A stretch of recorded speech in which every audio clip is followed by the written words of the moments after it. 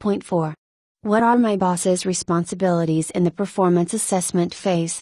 Does she have to review and approve my appraisals before I deliver them to my staff? In the performance assessment phase, the reviewer, the supervisor's supervisor, has a specific set of responsibilities. The primary ones are to ensure timely completion of performance reviews, ensure fair, thorough, and complete reviews, ensure inter-rater reliability, ensure tough-minded, demanding performance standards are set. Coach appraisers for success. Tell me more.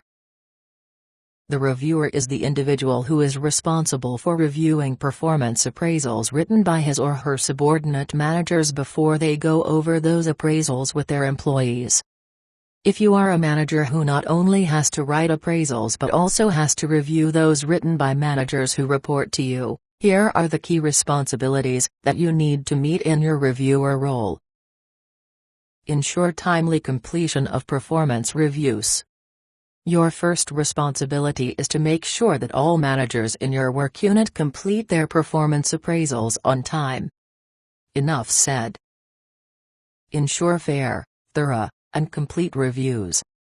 While the people whose performance reviews you'll be reviewing don't work directly for you, you probably know all of them reasonably well. Do the appraisals that their managers have written conform with your feelings about how well they have done? Are all aspects of their performance covered? Does it appear that any personal biases, positive or negative, are creeping in? If so, discuss these with the appraisal writer. Ensure inter-rater reliability. Are all of your managers applying the same standards to their people? Does one manager put more emphasis on competencies than another?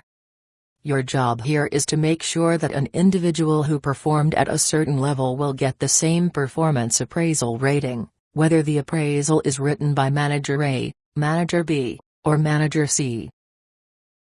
Ensure tough-minded, demanding performance standards are set.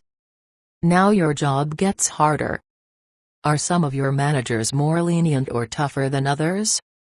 Unless there are compelling reasons to the contrary, the standards of the toughest appraiser in your work group should set the tone for all managers charged with doing performance appraisals. Red flag. It's very likely that different managers have different performance expectations and standards. Some are likely to be tough and demanding while others are pushover pussycats. It's an easy temptation for the reviewer to coax the more demanding managers to soften their standards. Gee, Jim, you seem to be pretty hard on Harry.